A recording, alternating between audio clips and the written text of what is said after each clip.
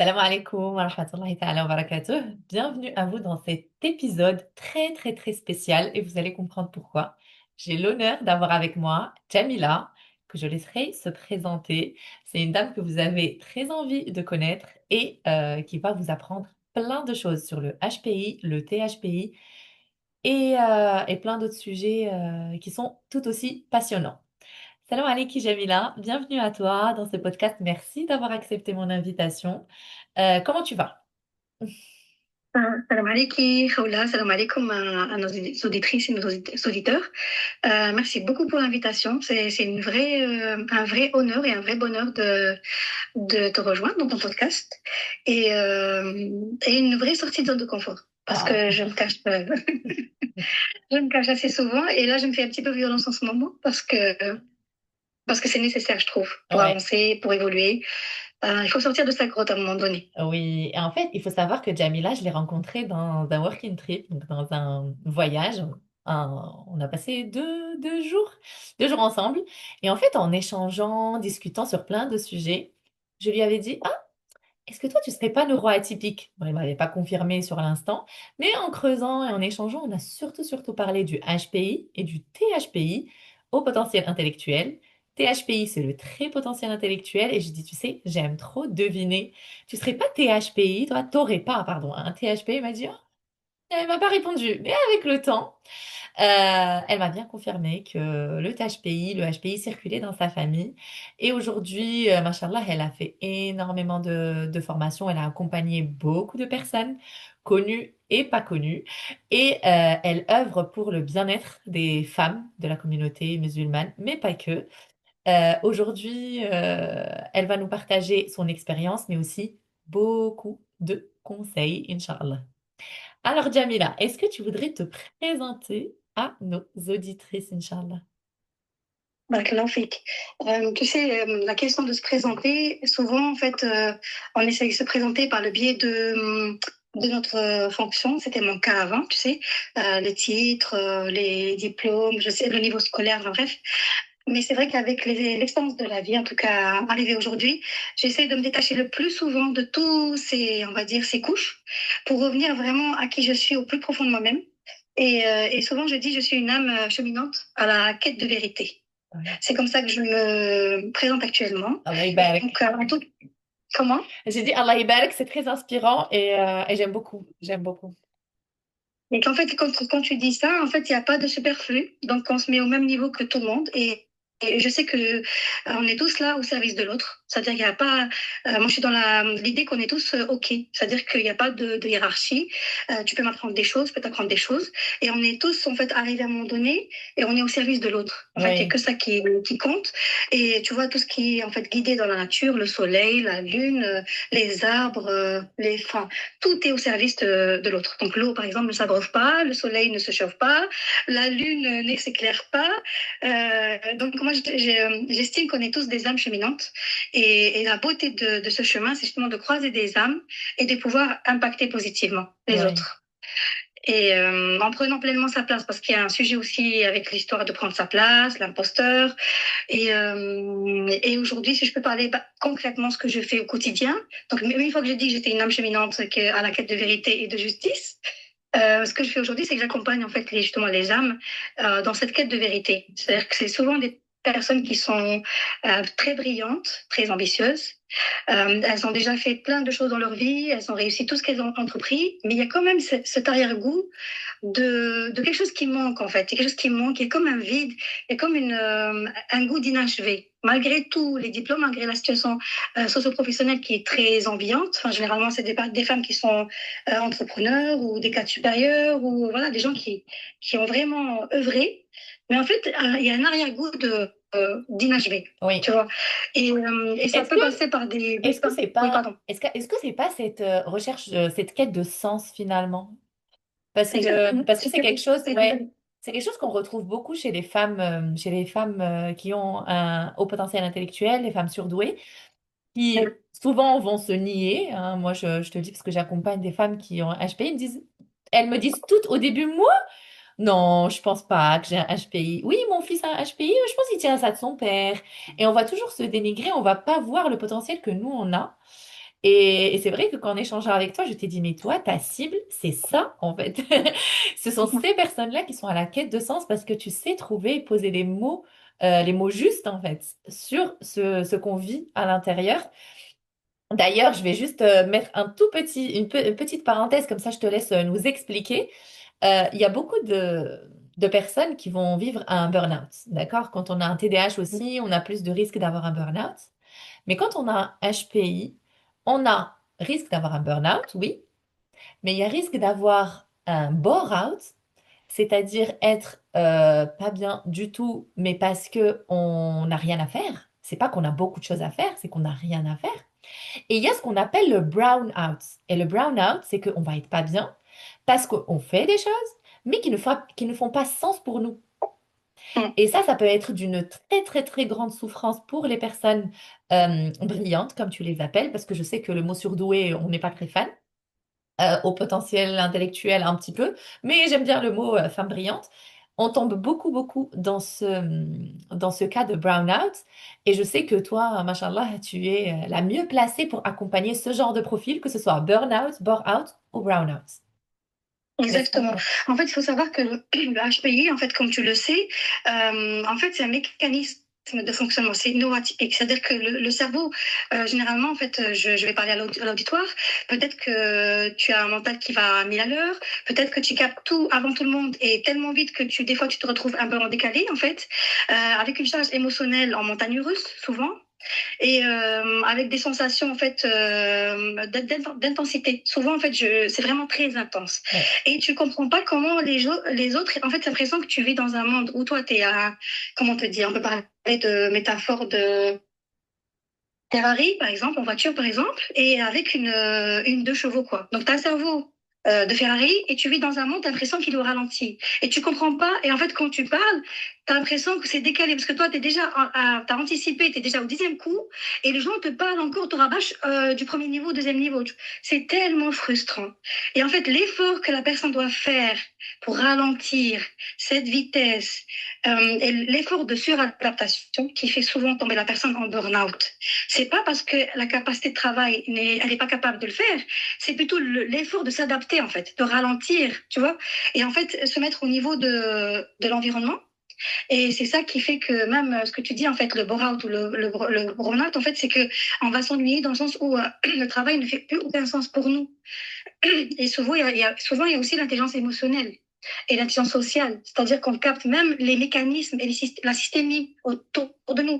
Donc les gens qui sont dans les, par exemple, un HPI, tu le mets dans un espace, moi ça m'est arrivé en fait dans un open space, mais c'est la souffrance en fait, parce que tu captes tout. Tu as enfin, t'as des capteurs en fait qui captent tout. Donc s'il y a un malaise dans le fin fond de la salle ou une tension qui n'est pour les gens lambda n'est pas palpable, toi tu le ressens en fait, et c'est un volcan. Et tu dois lutter contre ce volcan de manière permanente. Ouais. Et surtout, Et pour est-ce qu'il y a aussi ce fait de, quand tu vois des incohérences, tu as du Ah mal en oui, fait mais avec les incohérences et quand tu n'as pas de pouvoir sur ces incohérences, parce que ça concerne les autres. et c'est ça la souffrance en fait de justement c'est ça, c'est que tu les vois les incohérences et tu normalement surtout pour les enfants qui sont censés avoir des adultes qui sont censés tenir cet environnement de manière cohérente, et ben l'enfant le pauvre il comprend pas en fait et du coup il va lutter, enfin ça dépend des mécanismes, mais souvent en fait moi j'étais plus en suradaptation, Ouais. donc moi c'était plus on va essayer de passer incognito, quoi, tu vois. Oui. Surtout pas de vagues, etc. Mais le problème, c'est qu'une fois arrivé à l'âge adulte, eh ben, tu crées une personnalité où surtout pas de vagues. Donc, tu dois pas briller parce que si tu brilles, eh ben, tu vas faire de l'ombre. Oui. Et souvent, aujourd'hui, en fait, ma clientèle, c'est ça, en fait. C'est des personnes qui ont du mal à affirmer, en fait, leur posture et à prendre leur place. Oui. Et tout le travail est justement de déconditionner, de dire on est en safe place et tu as le droit d'exister. Et c'est pas parce que toi, tu vas exister et que tu vas rayonner que tu vas faire de l'ombre. Tu vois ce que je veux dire? Oui. Le soleil, moi je parle beaucoup en métaphore avec à mes coachés parce que les métaphores, ça va traverser tout le mental, etc. Parce qu'il faut savoir que le HPI, il va développer aussi des mécanismes mentaux hyper, hyper rodés Et c'est ça ce qui peut lui jouer des tours. C'est qu'après, il peut monter en fait dans une tour d'ivoire et de se connecter à son corps, ça devient une souffrance. De se connecter à ses émotions, c'est une souffrance. Et en fait, il faut réapprendre tout ça, quoi. Tu vois, Ouais, à ouais, 40 ans, 38 ans, 50 ans, il faut réapprendre en fait à apprivoiser, ouais. à se Mais, reconnecter en ouais. fait. Mais ce que j'aime bien toujours dire, mais tu me confirmeras après, d'après ton expérience, parce que machallah, tu as beaucoup, beaucoup d'expérience.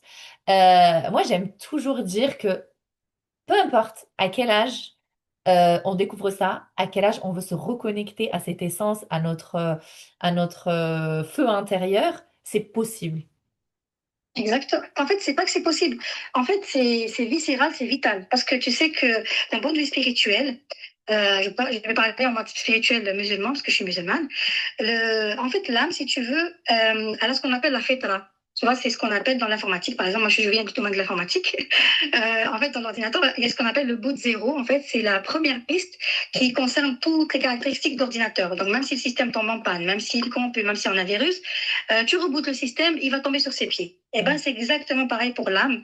Elle a intrinsèquement en fait ce qu'on appelle la fitra. Oui. Donc c'est l'intuition divine ou enfin non pas c'est l'instinct en fait, l'instinct Originel. divin. Ouais. Pur, voilà. Et en fait, elle sait ce qui est bon, ce qui n'est pas bon. Elle sait qu'elle appartient à son créateur parce et elle sait qu'elle doit adorer un créateur. Elle sait qu'elle n'est pas venue sur terre pour boire, manger, dormir, tu vois, ou cumuler des diplômes ou je sais plus quoi. Tu vois ce que je veux dire? Elle est là pour une raison. Moi, j'aime bien parler de chemin de vie. Il n'y a pas de notion de mission de vie parce que sinon c'est très complexe et un HPI si tu lui dis ça, ça va être compliqué en fait parce que pour lui, il faut que ça soit clair, net et précis et Chaque mois à irrévocable. sa Alors place, quoi. Chaque mois son importance, chaque mois sa place, chaque mois son poids. Donc, et il faut que ça soit juste en fait et sinon il va boucler, il va bugger. Le mm, problème il est là. Donc autant dire chemin de vie parce que du coup ça laisse des possibilités et chaque âme elle va s'exprimer de manière, en fait, comme je t'ai dit, comme le soleil, elle va trouver, en fait, son truc à elle, c'est-à-dire mhm. son super pouvoir ou sa nature profonde plutôt, parce que super pouvoir aussi, ça donne des connotations un petit peu Ouais, supérieures. En tout cas, quelque chose pour lequel elle a été facilitée. d'accord. Ok. Et une fois que la personne, elle a, en fait, l'âme, en fait, du coup, elle envoie des signaux quand on n'est pas sur notre chemin de vie. L'âme, elle va utiliser plusieurs outils. Mhm. Le principal outil de l'âme, c'est le corps Mm. et les métaphores. Parce que tu vois, en fait, l'âme, elle comprend par des signes et des signaux, pas par des mots, parce qu'après, c'est compliqué. Mm. Et ensuite, c'est les émotions. Souvent, en fait, nous, on dit oui, il faut lutter contre les émotions, il faut gérer ses émotions. Mais en fait, les émotions, c'est que des indicateurs. C'est-à-dire que tu as une voiture, tu la conduis, et ben, tu as un truc rouge qui s'allume, et ben, c'est ça l'émotion. En fait, l'émotion vient, elle te donne une information, elle te dit voilà, là, c'est pas OK. Par exemple, la colère, la signification, c'est que les limites ont été dépassées, tu n'as pas Ouais. été respecté. Par exemple, la tristesse, tu as besoin de réconfort parce qu'il y a quelque chose, en fait, comme un idéal qui vient de tomber et il faut faire le deuil de cet idéal et tourner la page, par exemple. La peur, ça cache souvent un désir profond d'accomplissement. Tu vois, souvent, l'âme, quand elle a des peurs Mm. un peu, on va dire, démesurées, eh ben, souvent, ça cache un désir profond de l'âme. Tu vois, et Mm. l'ego, il miroite la peur pour justement entraver cet appel de l'âme, tu vois. Et la joie, normalement, c'est quoi? C'est l'émotion de base, en tout cas, c'est ma compréhension. C'est qu'on est tous ici, en fait, pour être dans quelque chose de juste et d'équat. Enfin, moi, j'aime beaucoup parler de l'équanimité et la joie, d'être à la bonne place, d'être au Mm. service de notre créateur, Mm. d'être au service de l'autre, parce que ça passe par l'autre. C'est pour ça que Ouais. je parle souvent de verticalité, mais en spirale. Je t'en avais déjà parlé, j'en parle tout Oui. le temps. C'est un concept que j'aimerais beaucoup développer mettre à disposition. C'est qu'en fait, on va honorer notre créateur de manière, de manière verticale, mais en fait, c'est les autres qui nous permettent de nous élever et d'évoluer. Et donc, l'autre dans ma vie, c'est une chance pour moi d'évoluer. C'est Oui. pas enfin, il n'y a pas d'animosité, d'hostilité. On est tous au service les uns des autres. Même les gens qui viennent nous titiller, au contraire, les gens qui viennent nous titiller, c'est les gens qui vont nous faire évoluer le plus, Ouais. souvent. Ouais. Non. En vrai, c'est totalement vrai. C'est que à chaque fois que on va, mais on se rend pas compte tout de suite, parce que Allah il nous le dit, faut pas détester quelque chose qui est un bien pour nous. Et en fait, parfois quand on va vivre quelque chose de très douloureux, une grosse épreuve, ou qu'on va être très triste, ou qu'on va perdre quelqu'un et tout, on va être, cette émotion de tristesse va nous pousser en fait à nous rapprocher d'Allah subhanahu wa ta'ala et du coup de s'élever plus. ou quand quelqu'un va venir, Exactement. effectivement, comme tu as dit, nous titiller ou vraiment appuyer là où ça fait mal. Ça s'appelle là. Et Oui, souvent, oui. c'est nos proches, enfin, mari, parents, enfants, ils vont venir vraiment se faire sortir ce dragon qui est en nous. Et en fait, c'est un Oui, indice pour dire, ah, il faut travailler sur ça. Et après, c'est vrai. Non, exactement. franchement, quand tu m'avais expliqué ce conseil, j'avais beaucoup aimé. C'est une image que j'aime, que j'ai beaucoup appréciée. Et du coup, je l'imagine tout le temps et je me dis, effectivement, la communauté, c'est pas pour rien, en fait, qu'elle est super importante dans l'islam. Qu'elle a une Exactement. Et en place fait, même et centrale, en fait. c'est une rahma, en fait. Ah ouais. En fait, l'autre est une rahma dans ma vie. Et quand tu dis ça, subhanallah, tu vois tout comme étant le divin qui, en fait, c'est Allah subhanahu wa ta'ala qui va agir ou qui va t'indiquer ce qui te reste à travailler, qu'est-ce qui te reste à accepter, parce qu'en fait, tout est une histoire d'acceptation. Ouais.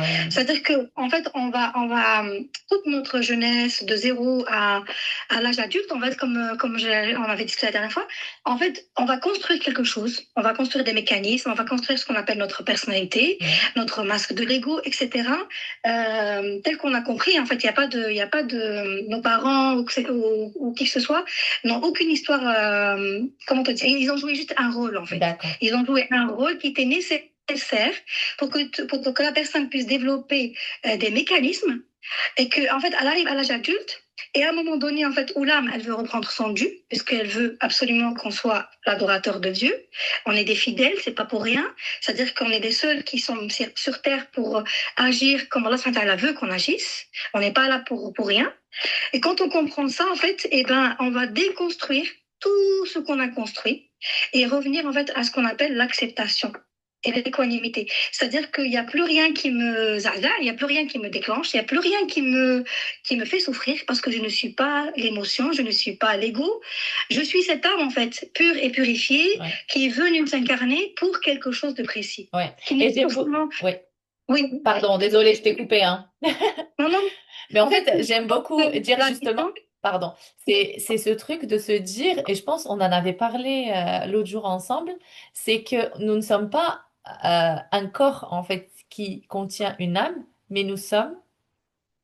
exactement. Moi, j'aime beaucoup dire ça, mais ça va choquer, hein. Ça va choquer, mais c'est pas grave. Non, non, non, mais En nous fait, sommes une âme en fait qui est venue vivre une expérience sur Terre. Moi, exactement. ça me choque pas du tout, au contraire, en fait, ça fait sens. Et quand on comprend ça, moi, je trouve que ça apaise et ça libère de tellement de poids qu'on se met tout seul, en fait. Et quand tu comprends Exactement. ça, après, tu poses les poids qui t'appartiennent pas et tu avances. Exactement. Mais en fait, l'enjeu, en fait, ce que je disais, que c'était choquant dans le sens où la partie visible de qui on est, donc les gens souvent s'identifient à leurs ressentis, à leurs sentiments, à leurs émotions souvent, et c'est pour ça qu'on souffre. Parce qu'on Oui, s'identifie à ça et on reste dedans et on souffre et on refait les mêmes scénarios. Tu sais qu'il faut savoir que 5 minutes de sensations, on va dire, désagréables, hein. J'aime pas parler de négatif parce qu'il oui, n'y a moi pas de aussi. négativité, hein. Oui, moi Il n'y a aussi. que des messages, eh ben, il faudrait 5 heures de temps pour, on va dire, diluer ce poison. Parce qu'il faut savoir qu'on empoisonne notre corps, hein. 5 Ah, minutes de stress aigu, il faut 5 heures pour diluer, pour revenir à un état d'équilibre. ah, C'est pour ça qu'on subhanallah. parle du nerf vague et de théorie polyvagale. Mhm. On parle de la cohérence cardiaque et tout. C'est super important Mhm. de revenir à ici et maintenant. Tu D'accord. vois, et de ne pas rester dans sa tête parce que souvent, ce qui nous joue des tours, c'est pas forcément la situation qu'on a vécue, mais la perception qu'on en a et de croire que c'est la vérité. Et en Oui, fait, on reste piégé. Et des fois, tu sais, tu remontes juste un souvenir, tu sais, un souvenir blessant ou quelque chose qui t'a fait souffrir étant petite. Tu as l'impression que tu le revis, en fait. Parce que le oui, corps, il ne fait pas de différence entre ce qui est réel et ce qui ne l'est pas. oui. Tu vois? Et tu Et sais, c'est ça me ça qui est fait, mondial ouais. de souffrance. Ça me Et fait penser à un conseil que j'avais vu une fois je crois dans une vidéo américaine, mais je me rappelle plus qui avait dit ça.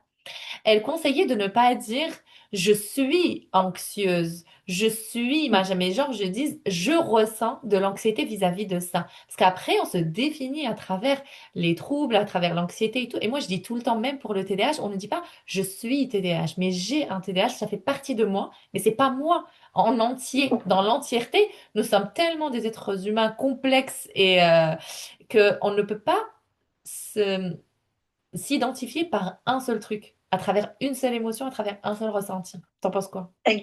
Exactement. Eh ben, tu sais, le travail justement de retour vers cette acceptation, moi je l'appelle le chemin de retour par l'acceptation. Le principe, justement, c'est la désidentification. C'est le Mhm. premier travail, en fait. À chaque fois que je vis une situation, déjà, il y a un travail profond de rééquilibrage de perception, c'est comme ça qu'on l'appelle, hein, de la dépolarisation. C'est-à-dire que chaque situation qu'elle vient, il y a toujours autant d'avantages que d'inconvénients. Le seul problème qui se passe, c'est que nous, comme on a été calibrés et conditionnés de voir les choses que d'un seul prisme, Oui.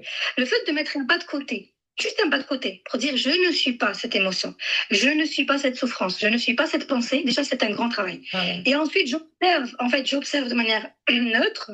C'est très compliqué en fait quand tu es emballé émotionnellement, c'est très compliqué de faire ça. Mais c'est un exercice, Oui. c'est un muscle. En fait, c'est Il y pas. a un Oui, de toute travail. façon, moi, je le conseille tout le temps. En tout cas, pour les personnes qui nous écoutent, c'est un exercice à faire. Franchement, on vous conseille de le faire.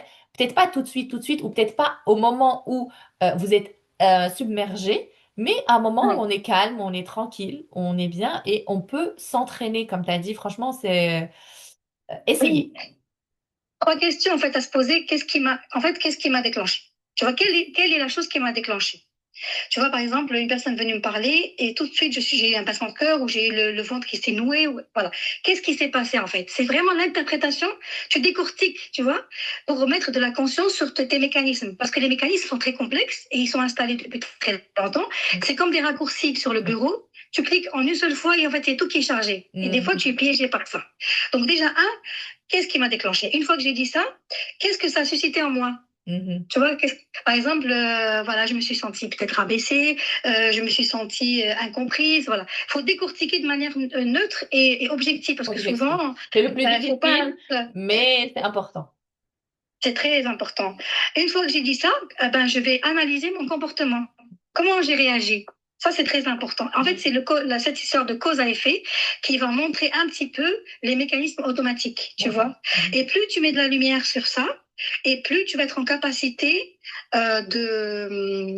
d'avoir ce pas de côté. Tu Oui. vois, de dire attends, je ressens des choses. Déjà, je ne suis pas cette chose-là. Je mets pas un pas de côté. Qu'est-ce qui se passe? Qu'est-ce qui est déclenché en moi? Je me mets en safe place. C'est le fait de respirer 3 fois, très très fort par le ventre, pour revenir à un état d'équilibre. Si je peux respirer plus longtemps, ok. Et il y a une méthode qui s'appelle Tipeee.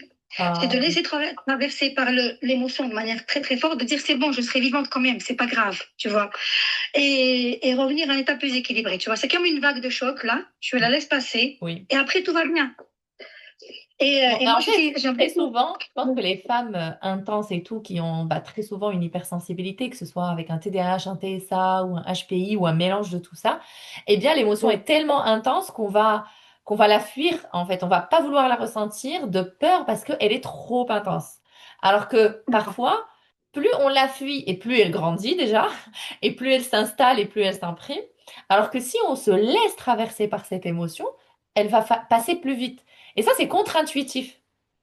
exactement. Et C'est... du coup, ce que tu dis, c'est pas parfois, c'est tout le temps comme ça. Ouais, C'est-à-dire que, en fait, et tout ce qui ne s'exprime pas, il va s'imprimer dans le corps. Et tout ce qui s'imprime dans le corps, il faut savoir qu'un truc très très important que j'ai appris en fait dans la physique quantique, la neuroscience et l'énergétique, en fait tout ce qui n'a pas été réglé, il va se cristalliser dans le corps et tout ce qui est cristallisé dans le corps, ça devient ton identité énergétique.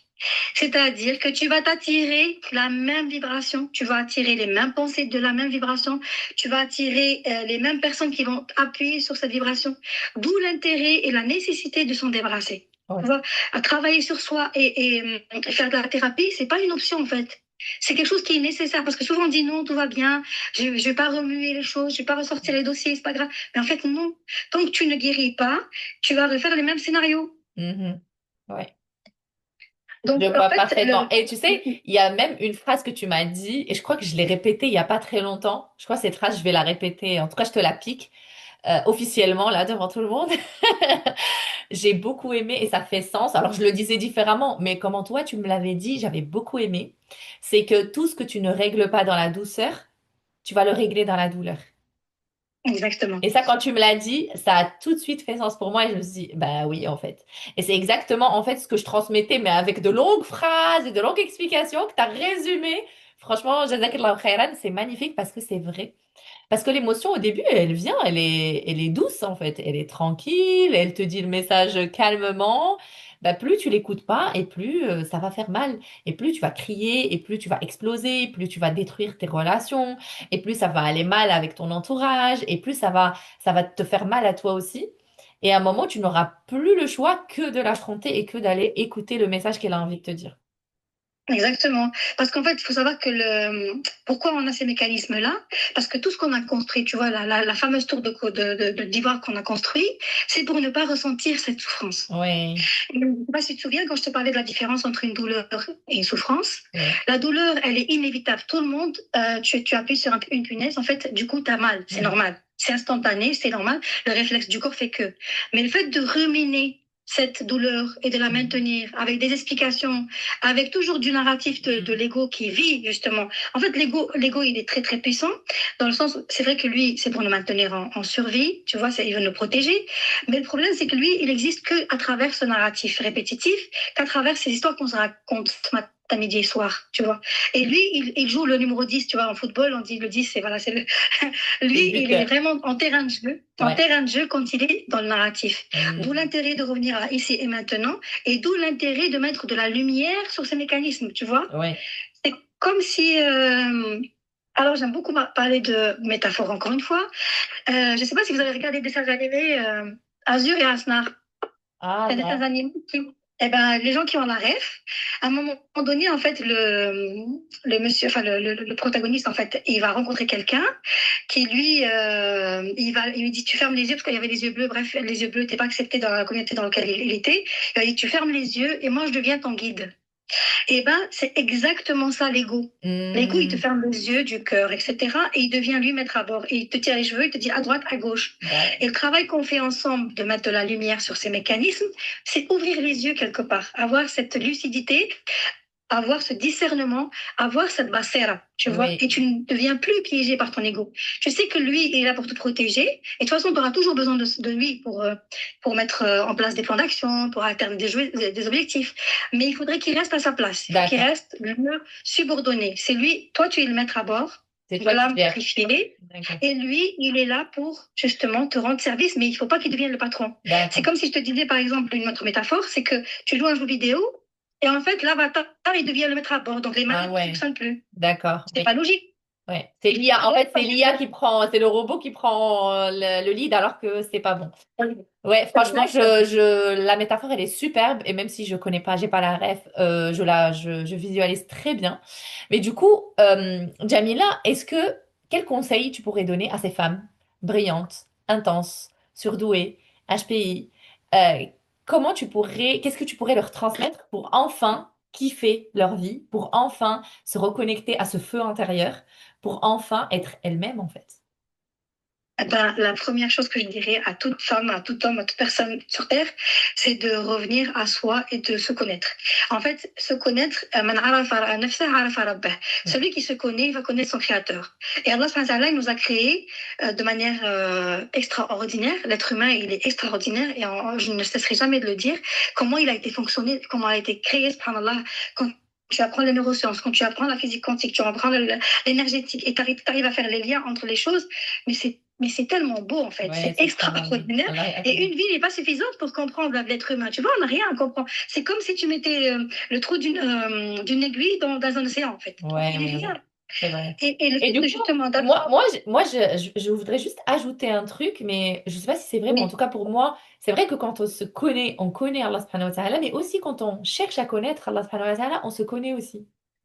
Pour moi, exactement. c'est lié et que parfois, si on a du mal en fait à se connaître, bon, on commence le chemin de connaissance de soi, de se reconnecter à soi, de thérapie, de coaching, avec toi éventuellement, mais aussi d'apprendre à connaître Allah subhanahu wa ta'ala. Moi, j'ai commencé à faire ce chemin d'apprendre à le connaître par le biais de ses noms et ça m'aide Exactement. énormément en fait dans aussi la connaissance. En fait, c'est lié et de faire en fait les deux en parallèle, je trouve que c'est sympa. Bah, j'allais arriver à ce Ah point-là. ouais, pardon. Moi, en fait, mais c'est pas grave, c'est très bien. Tu m'as déjà tenu la page, donc c'est très très bien. En fait, le principe de se connaître, c'est dans le sens où on n'est plus piégé par ces mécanismes. J'insiste beaucoup là-dessus. Mm. En fait, souvent, on se dit oui, dorénavant, je vais être comme ça, je vais contrôler, je vais plus Ouais. exploser, machin.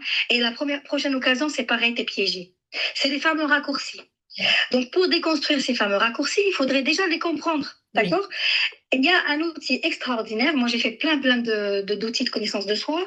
Le disque, l'MBTI, la Processcom, etc. Mais mon préféré, mon kiff, ma kiffance, j'en parle tous les matins, midi, soir, toute la journée, toute ma vie, c'est l'énéagramme. Et je l'ai mangé à tous les râteliers. C'est-à-dire que j'ai fait toute formation qui existe sur Terre, je l'ai faite sur l'énéagramme, mais je crois que je n'ai pas encore fini. J'ai encore fait, enfin, plein de formations que je n'ai pas encore fait à l'étranger, je vais peut-être les faire, Inch'Allah. C'est parce que c'est un outil puissant. Allez, c'est un outil puissant. Je vais expliquer pourquoi. Les fameux mécanismes dont je vous parle depuis tout à l'heure. En fait, l'énéagramme vous donne comme un plan, tu sais, enfin, l'ingénieur en moi adore ce truc-là. En fait, c'est comme un algorithmique. Il va te décortiquer, en fait. C'est comme si tu avais un manuel. Tu achètes un nouveau appareil, tu as un manuel, tu dis premier tu fais que ça, 2, tu fais ça. Et bien, l'énéagramme, c'est exactement ça. C'est un outil qui te permet de te connaître, mais c'est comme si tu as téléchargé une brochure. Une brochure avec tous les détails. Voilà ton monde, comment tu le perçois. Voilà comment tu as cristallisé. Voilà ta blessure que tu as vécu, enfin exacerbée. Voilà ce que tu as choisi comme masque de l'ego. Voilà quelles sont tes peurs, quelles sont tes motivations, quelles sont tes vertus. Donc, tu vois, c'est un outil qui te permet justement de, au lieu que ce soit quelque chose qui enferme, beaucoup de gens disent oui, mais moi, j'aime pas les trucs qui m'enferment et tout. Et en fait, c'est pas un outil qui t'enferme, c'est un outil qui t'explique comment aujourd'hui ces mécanismes fonctionnent. D'accord. Et en fait, par rapport à une HPI, ça va te montrer en fait le chemin, ton chemin très spécifique, comment tu as appliqué ton HPI. Mhm. Tu vois, c'est très puissant comme outil. Et moi, je l'adore. Je l'utilise comme justement un outil de libération, pas comme un outil renfermant, parce qu'il y a un chemin justement d'acceptation D'accord. qui est propre à chacun. C'est ça ce qui est magnifique. C'est D'accord. que, Tu en fait, sais, à la moi, je pense on avait déjà discuté sur les types de sur les tests de personnalité et tout. Moi, je trouve que c'est hyper intéressant. En plus, toi, comment tu en parles, parce que ça va dépendre avec qui tu le fais hein, aussi. Ça va dépendre avec qui tu le fais. Toi, comment tu l'expliques et comment tu l'exploites, ça reste un outil, c'est pas une finalité en soi, et c'est ça que j'aime beaucoup. Parce que parfois, on va le faire juste pour savoir, en fait, on est quel chiffre et tout, mais en fait, voilà. Pour moi, ok, l'utiliser comme un outil, c'est super intéressant, mais je trouve quand même que c'est intéressant de le faire après les neuroatypies. C'est pas parce que c'est mon domaine, mais c'est parce que de comprendre en fait déjà neurologiquement ton fonctionnement, si tu as des troubles, si tu as des difficultés, des facilités, mais du coup neurologique, ça explique le pourquoi du comment, la source du pourquoi du comment. Et après, bah, je trouve que c'est vachement intéressant de faire des tests comme ça, non pas que pour soi, mais bien sûr d'abord pour soi, mais aussi pour savoir interagir avec les autres. Exactement. En fait, c'est un outil. Et moi, pour moi, c'est pas un test de personnalité déjà, parce que Ouais. normalement, ça devrait se faire. euh, Normalement, c'est un outil euh, qui est transmis pardon, de façon orale. C'est comme les sciences spirituelles. D'accord. D'ailleurs, pour moi, c'est un outil spirituel. Oui. Et moi, c'est comme ça que je l'utilise. Je l'utilise vraiment comme un outil spirituel. Je ne type jamais personne pour que la personne elle-même, elle se découvre, parce qu'il n'y a que elle-même qui connaît ses fins fonds et ses abysses. Moi, je parle beaucoup d'abysses et des profondeurs de l'océan, Oui. parce que c'est très dark et parce que souvent, en fait, c'est les choses qu'on veut jamais visiter. Oui. Mais en fait, c'est le seul chemin de délivrance. Donc, il faut accepter d'aller regarder ces parts d'ombre. Et l'outil de l'énéagramme, en quoi c'est très puissant. Un, c'est spirituel. Deux, c'est quelque chose qui te télécharge tout un mode de fonctionnement qui est très puissant, très détaillé. Donc, tu n'es plus, parce que souvent les HPI, ils ont le principe de je ne suis pas assez ou je suis trop. Je suis trop émotive, je suis trop Exactement. ceci, je réfléchis en arborescence, je capte tout, tu vois, ou je ne suis pas assez sociable, je ne suis pas assez adaptable, tu vois. Donc déjà, on casse ce truc-là, on le Oui, casse oui. définitivement.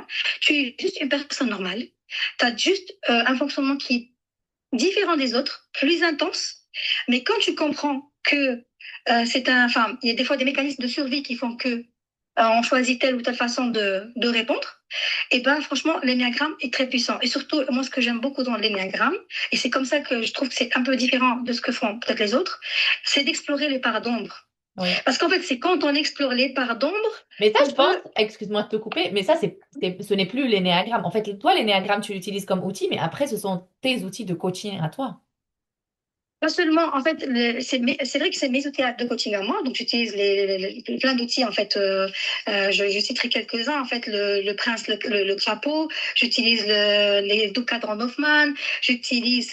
Moi, j'adore l'ombre, c'est vraiment mon kiff. Hein. D'ailleurs, en formation, c'est ce que enfin, c'est le module que je forme généralement. dans le processus de formation coaching. Je kiffe ce truc-là parce qu'en fait, ça te met en lumière tout ce qui déclenche à l'extérieur. Parce qu'en fait, qu'est-ce qui nous fait évoluer? C'est pas notre zone de confort. Ce qui nous fait évoluer, c'est notre zone d'inconfort. Tout ce qui nous déclenche. Les personnes on appelle ça les allergies.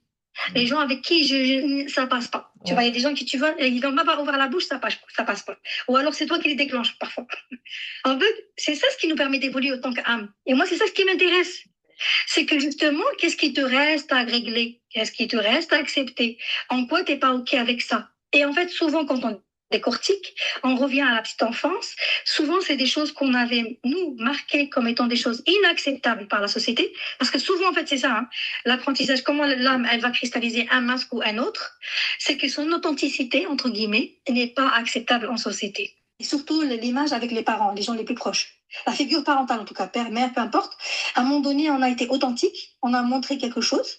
Et en fait, on nous a renvoyé, on a perçu, parce que les parents, il faut vraiment les déculpabiliser tout le monde, hein, nous, autant que parents, ou nous, ou nos parents, ils ont juste joué un rôle. C'était prédéfini, prédestiné. Nous, on a cristallisé quelque chose. On n'est pas venu sur terre vierge. Hein. On est venu déjà calibré pour être sensible à un sujet plutôt qu'un autre, tu vois. Une situation traumatique dans une famille, on est 4 frères et sœurs ou 5, ils vont te raconter l'histoire différemment. Chacun, il a cristallisé quelque chose. Il y en a un qui va dire non, c'est de l'injustice, il y en a un qui va dire la trahison, il y en a un qui dit le rejet, tu vois. Chacun, il va cristalliser selon sa calibration préétablie. Donc, les parents, ils jouent un rôle. Nos maris, nos épouses jouent un rôle. Nos enfants. On est tous, en fait, intriqués. C'est des mondes qui sont intriqués. C'est pour ça qu'il faut lâcher la culpabilité, en fait. Les parents, ils sont pour rien. C'est une perception. Ça peut être un enfant qui était juste dans son berceau, sa maman était occupée à faire la cuisine, il a pleuré, elle a juste pas répondu à la seconde qui a suivi, il a vécu l'abandon. Oui. Tu vois, c'est à ce niveau-là. Hein. Il faut pas que ce soit des traumas. D'accord, d'accord. C'est vrai parce que souvent on va les... Ouais. Non, mais je vois ce que tu veux dire. Franchement, c'est déculpabilisant. Ah oui, carrément, parce qu'en fait, on vit un mois, moi c'est ça, enfin après, je prêche ma paroisse, comme on dit, moi c'est ma compréhension. Je trouve que ça fait sens pour l'instant. Enfin, j'ai pas encore trouvé de contradiction, mais pour l'instant. Mais si, en fait, pour moi, on est prêt. Tu vois, même les jumeaux, ils sont nés pratiquement enfin, c'est le même ventre, c'est les mêmes parents. Tu as deux caractères complètement différents. Qu'est-ce qui fait qu'ils sont différents? Il y a quelque chose qui arrive en amont, en fait, de la vie. Oui, Tu vois? c'est Et donc, ça. moi, même le type Ennéagramme, en fait, on l'a déjà comme cristallisé avant de venir sur Terre. Tu D'accord. vois? C'est la rencontre avec Allah subhanahu wa ta'ala. Mais ça, c'est un autre sujet. Pour moi, c'est la rencontre d'Allah subhanahu wa ta'ala dans le monde des âmes et tout ça. Oui. Et Mais déjà, ça, ça, c'est ça, déjà, c'est la première blessure. Enfin, de ne pas être proche d'Allah subhanahu wa ta'ala, alors que c'est là qu'on devrait être. Non? bien avec ça. Et ben, c'est ça. En fait, la première blessure, c'est l'incarnation. Hmm. Le fait d'avoir été sur Terre, ça, c'est la C'est première ça, blessure. exact. Parce qu'on a été séparés de quelque chose d'extraordinaire, qu'Allah subhanahu wa ta'ala, en Mais fait. bien Et on sûr. était dans un monde parfait, dans un monde beau, dans un monde où la justice, elle règne, dans un monde où la science, elle est à son... Et en fait, ce qui est bien, c'est que justement, l'énéagramme, et à chaque type de personnalité, il a visualisé comment te dire, un attribut particulier, un ensemble d'attributs. Pas un attribut, un ensemble d'attributs. D'Allah Tu subhanahu wa vois? ta'ala? Allah subhanahu wa ta'ala. Et du coup, c'est ça qui va, en fait, la souffrance de l'âme lors de l'incarnation, c'est qu'elle va chercher à retrouver cette identification. Par D'accord. exemple, le type 1, ce qu'on appelle le perfectionniste ou le réformateur, lui, il a vu la perfection d'Allah subhanahu wa ta'ala dans tout. Il Ouais. arrive sur Terre, il est en souffrance parce que tout est perfectible. Oui, ok. Le type 2, on l'appelle l'aidant l'altruiste. Lui, il a vu l'amour infini d'Allah subhanahu wa ta'ala. Il arrive sur Terre, il est en souffrance, en fait. Il n'y a pas que d'amour sur Terre, il y a la souffrance. Le 3, il a vu la gratitude. En fait, c'est la beauté d'Allah subhanahu wa ta'ala dans la performance, tu vois, dans comment il a pu créer tout ça, etc. Donc, il vient sur Terre, il veut performer. C'est sa quête. D'accord. Le 4, c'est le plus difficile. On appelle le tragico-romantique ou l'artiste ou l'identificateur. Enfin, en tout cas, celui qui veut être différent des autres, parce que lui, il a été presque en fusion avec la beauté de la Sainte Allah. Donc, il est séparé, il est en souffrance, il veut pas être incarné. Souvent, c'est des gens qui sont, quand ils sont dans la souffrance, ils sont souvent dans question de sens très poussé. Et le 5, c'est le savoir. Il veut tout savoir, le 5. Le 6, c'est la confiance, c'est la sécurité. Il Oui. était en sécurité avec Allah subhanahu wa ta'ala. Qu'est-ce qu'il vient faire sur Terre? D'accord, oui. Subhanallah, oui. Le 7, c'est la beauté. Enfin, le 7, c'est le, L'enfant. Amélie avec Marouf, en fait, c'est le plaisir, les expériences, qu'est-ce qu'il vient faire sur Terre, en fait. A été dans un truc extraordinaire, tu vois. Le 8, c'est la justice et la force. Et le 9, c'est l'harmonie. Donc, Ouais, c'est une quête perdue. L'âme, elle est en quête perdue sur Terre parce qu'elle cherche quelque chose qui ouais, ne peut pas exister sur Terre, tu vois. ouais. On est en errance, Donc, c'est vrai. et du coup, tu as, des attributs d'Allah, où chaque âme, elle a une sensibilité particulière, Hmm. avec des attributs bien précis. Et Ah, ça, on peut le décortiquer et on peut le relever et justement, en se connaissant, on va savoir notre porte d'adoration. Parce que c'est ah, ça le chemin d'accord. de vie. Le chemin de vie, c'est qu'on a choisi une porte d'adoration. Donc, comme si on va s'accrocher à des attributs de la là et on essaie d'en approcher le plus possible. De Mhm. nous imprégner, nous inspirer de ces noms-là et de pouvoir les incarner le plus possible dans notre quotidien. Ouais. C'est ça l'idée, en fait. Ouais. Et franchement, je trouve que, puisque, en fait, pour moi, tout est... en fait, j'ai fait beaucoup de recherches scientifiques et tout, et c'est toujours perfectible, comme tu dis. Et même quand on écrit des articles scientifiques et tout, on part toujours d'une hypothèse, et il n'y a rien qui est vérité absolue. Et quand on est Exactement. musulman, on a la vérité absolue. Et c'est ça qui est magnifique. Parce que quand tu fais le lien avec la spiritualité, avec Allah subhanahu wa ta'ala, tu sais que tu es dans le vrai, ça fait sens pour toi. Et je trouve ça totalement logique et cohérent, en fait, pour cheminer, Oui. pour une personne qui a cette quête de sens, qui, tu vois, des personnes qui ont ce profil, on va dire, de HPI, voire THPI. Il y a que ça qui comble en fait ce besoin. Il y a que ça. En fait, moi j'aime bien dire que tous les chemins mènent vers la spiritualité parce qu'on est Ouais, des êtres spirituels. c'est Et vrai. tant qu'on n'a pas emprunté notre chemin spirituel, on est en souffrance. Donc l'âme, elle va envoyer des signaux. Tout à l'heure, ce que tu sais en fait pour l'histoire de la souffrance, tout ce qui ne s'écoute pas dans la douceur s'écoute dans la douleur. En fait, l'âme, elle va toquer à notre porte pour dire attention, tu n'es pas sur ton chemin de vie. Attention, tu es à côté de la plaque. Attention, c'est pas ton truc. Attention, attention. Et en fait, nous, comme on est beaucoup dans notre tête et souvent les THP et l'HPI, c'est le Je seul confirme. moyen qu'ils ont trouvé. C'est le seul moyen qu'on a trouvé pour trouver de l'adaptation. Mhm. Et ben du coup, souvent, en fait, on est à côté de la plaque. On se déconnecte de notre corps, de nos ressentis, parce que ça fait souffrir, en fait. Oui, oui. Et tout le chemin de retour, c'est justement d'accepter de ressentir les choses Mhm. et s'en détacher. Ouais, Accepter que je suis... Moi, ce que je disais tout à l'heure, oui, c'est choquant de dire que on n'est pas une âme dans un corps, on est un corps dans une âme, parce que la partie visible du corps, elle est infime. En fait, si tu veux, le corps physique qu'on voit, c'est epsilon par rapport à qui on est. ouais. C'est ça ce que je voulais Alors, dire, en fait. epsilon, ça veut dire c'est une toute petite part, hein. Oui, c'est ça, une toute petite part, c'est Exactement. 0,0, voilà. Ouais, Et en fait, tout ce qui n'est pas visible, en fait, nos émotions, notre psyché, tout ça, c'est énorme. On appelle ça l'aura. Tu vois, l'aura, ça peut fuser jusqu'à des vingtaines de mètres, tu vois. Et c'est toujours nous, quand oui, même. oui, oui, Alors que oui. le corps physique, tu vois, il est quand même très limité. Exactement. Mm. Je voulais ajouter une dernière chose et j'ai complètement oublié. C'est quoi? Mais du coup, j'ai complètement oublié. Mais en tout cas, bah, Barakallahu Fiki, c'était super intéressant. Et en fait, on a beau chercher, en fait, dans plein de domaines, qu'est-ce qu'on peut faire, etc., etc. Il faut revenir, en fait, dès qu'on revient à l'essence, en fait, on revient à l'essentiel, à la verticalité, à notre relation avec le Créateur. Il y a que ça, en fait, qui peut apaiser ce cerveau qui fuse et qui veut Exactement. pas trouver, qui n'arrive pas à trouver son chemin. Je peux donner deuxième conseil, peut-être Oui, bien sûr. deuxième ou troisième conseil. En fait, c'est déjà de faire cette quête de nettoyage, comme j'ai dit, et de travailler sur soi avec des gens de confiance en qui on a confiance, à qui on s'identifie, tu vois, qui peuvent faire le petit chemin avec nous. Ensuite, il y a la partie en fait d'observer ses pensées, parce que souvent en fait on va prendre les pensées comme argent comptant, mais en fait il faut savoir que les pensées elles sont quelque part, et c'est nous en fonction de notre vibration qui allons accrocher à ces pensées-là. D'où l'importance d'augmenter ces taux vibratoires. Oui, Parce que souvent, les pensées de peur, d'anxiété, c'est qu'on vibre pas. On vibre bas dans le sens où il faut savoir que il y a la spirale de Hawkins. En fait, il y a une échelle de Hawkins, David Hawkins, qui parle en fait de taux vibratoires. Et il faut savoir que la peur, elle est très très bas vibratoirement. Et le niveau, on commence à sortir, on va dire, la tête de l'eau à partir de la volonté. Mhm. C'est-à-dire, c'est juste au-dessus de la colère. Donc, la colère, elle est plus haute vibratoirement, mais c'est quand même négatif. Enfin, c'est encore très bas.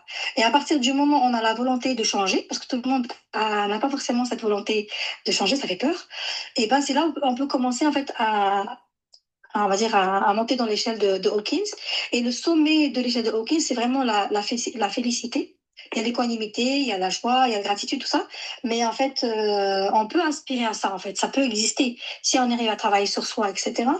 Et donc, observer ses pensées et les noter pour ne pas s'identifier à ses pensées et revenir à ici et maintenant. Donc, la cohérence cardiaque, la contemplation, marcher dans la nature, revenir à l'instant présent, vraiment, Mhm. le plus possible. Et il y a des Ouais, techniques pour faire ça, mais revenir le plus possible à le zikr. Tu sais, le zikr de manière générale, ouais, c'est être connecté à Allah subhanahu wa ta'ala. On n'est pas ouais, dans notre tête. On n'est ni dans le passé, ni dans le futur. On est dans l'instant présent. ouais. C'est ça le zikr. Il n'y a que ça. C'est avec Allah subhanahu wa ta'ala. Et si tu rajoutes en plus de dire la ilaha illallah, de dire l'istighfar, de nettoyer, purifier, ça devrait être l'hygiène de vie Ouais, de toute âme, en fait. ouais. Et le troisième conseil? En fait, le deuxième, c'était d'écrire ses pensées. Ah oui, c'est Et le vrai. troisième, Ouais. et en Ah fait, bah il faut écoute, savoir. franchement, je pense qu'on peut, en fait, quand on cherche sur Internet, on va chercher les conseils et tout, on va en trouver 36 000 qui peut-être peuvent nous aider un petit peu à avancer par-ci, par-là. Mais là, je trouve que tu nous as donné le raccourci, quoi. Et je peux te dire que moi, ça fait des années que je cherche, que je suis dans la quête de ce cerveau, comment le, le canaliser. Et subhanallah, je t'ai rencontré bah, dans mon chemin en fait, dans cette quête. Et pour moi, en fait, quand je suis revenue, en fait, à la spiritualité et tout, je me suis dit, c'est là où je me suis dit, c'est bon, je suis dans la bonne voie et j'ai senti que j'étais dans la bonne voie. Alors, évidemment, ce n'est pas la joie dans la voie. En fait, ça va aussi être plein de, ça va être un chemin tumultueux aussi. Mais justement, c'est ça qui nous permet aussi de nous dépouiller, de nous libérer, de vraiment enlever les déchets, tout ce qui va pas et tout, et se purifier en fait petit à petit, chacun son rythme, chacun son niveau et chacun son chemin. Vraiment, je te remercie infiniment parce que tout ce qu'on a dit, ça s'applique en fait à tout le monde, clairement. Mais les personnes qui ont cette intensité, ces personnes qui ont un HPI, ces personnes chez qui ça va super vite, eh ben c'est viscéral et c'est question de survie en fait. Exactement. Donc, Et beaucoup ce que tu as dit en fait par rapport à la vie, c'est pas un long chemin tranquille. Et c'est ça qui fait la beauté aussi de ce que nous on vit, parce qu'on a ce dilemme ou cette polarité d'être une âme incarnée et en même temps d'être spirituel. C'est-à-dire que être une ermite, enfin un ermite et s'isoler du monde, c'est pas ça être un cheminant, une cheminante.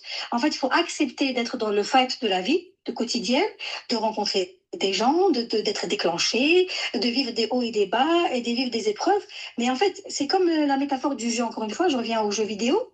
En fait, c'est comme si tu montais en fait en level à chaque fois. mhm. Et à chaque fois que tu dépasses en fait un obstacle, tu développes ce qu'on appelle enfin, des super pouvoirs. Tu Ouais, développes des super pouvoirs, tu gagnes des vies, etc.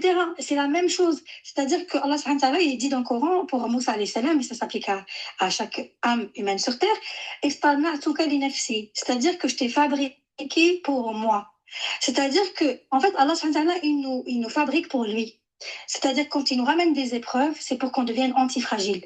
Toute chose qui nous met à genoux va nous permettre de développer un pouvoir de résilience jusqu'à devenir antifragile. C'est-à-dire que plus rien, comme je te dis, tu deviens waterproof. Il n'y a plus rien qui te zaza. Mais ça, c'est ouais, génial, en fait. mais C'est c'est la vrai. liberté absolue. Puisque les gens, tu les vois, en fait, si tu veux, la vie devient que des signes d'Allah subhanahu wa ta'ala. Ouais, Les gens, tu les vois avec la rahma. Les gens, il n'y a pas d'animosité, il n'y a pas d'hostilité, il n'y a que de l'amour. Tu vois, les gens, ils viennent, ils t'apprennent sur toi-même. Qu'est-ce que c'est beau? Enfin, c'est génial, quoi. ouais, Une personne m'a déclenché. En fait, tout est une occasion pour s'élever. ouais, Tout est une occasion. Et nos proches, comme tu disais, c'est les plus grands maîtres, hein, on va dire. Moi, je dis beaucoup souvent, nos enfants, nos époux sont nos maîtres spirituels. Parce qu'ils vont venir toucher là où ça fait mal. Tout ce que ouais, nous, on a refoulé, qu'Allah, comme il est Hanil Karim, comme j'aime beaucoup dire, il va nous ramener des enfants. Et dans l'énagramme, ce qui est magnifique, c'est qu'on peut même cartographier ce truc-là. On peut cartographier les types de personnalités et je peux savoir à l'avance, tu vas avoir un enfant qui va avoir tel type de personnalité parce que c'est ce qui te reste à accepter. Donc, au quotidien, tu es challengé pour accepter ces parts de toi. Ouais, ouais, Si ouais. tu le fais, tu souffres, en fait.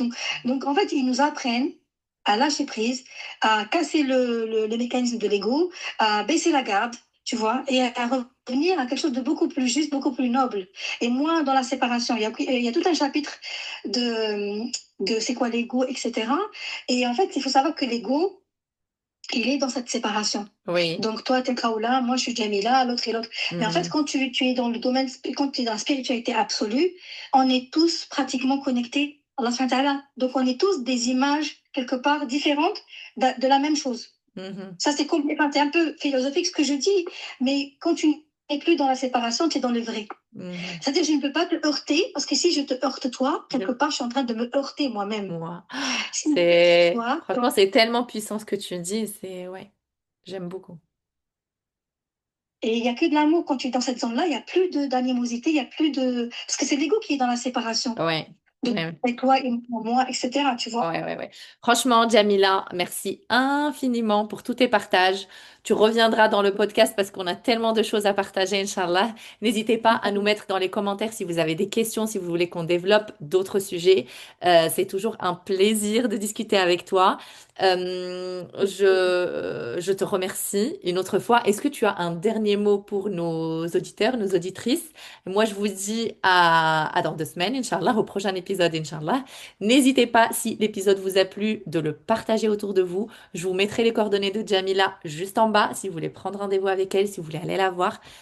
Elle a un cabinet en Île-de-France dans le 77. De toute façon, je vous mettrai toutes les informations en description. N'hésitez pas à aller discuter avec elle, lui poser des questions, même en DM sur Instagram. Elle est très sympa. Bon, elle n'a pas beaucoup de temps, elle est surbookée, mais elle prend le temps de répondre à chacun, Inch'Allah. Est-ce que tu as un dernier mot, ma Jamila, à dire aux personnes qui nous écoutent? Ce que j'ai envie de Est-ce leur que tu dire, as, c'est quelque chose à dire aux femmes HPI? eh ben, aux femmes HPI, justement, d'arrêter de croire qu'elles sont trop ou pas assez, déjà, ça c'est le premier Ouais. point.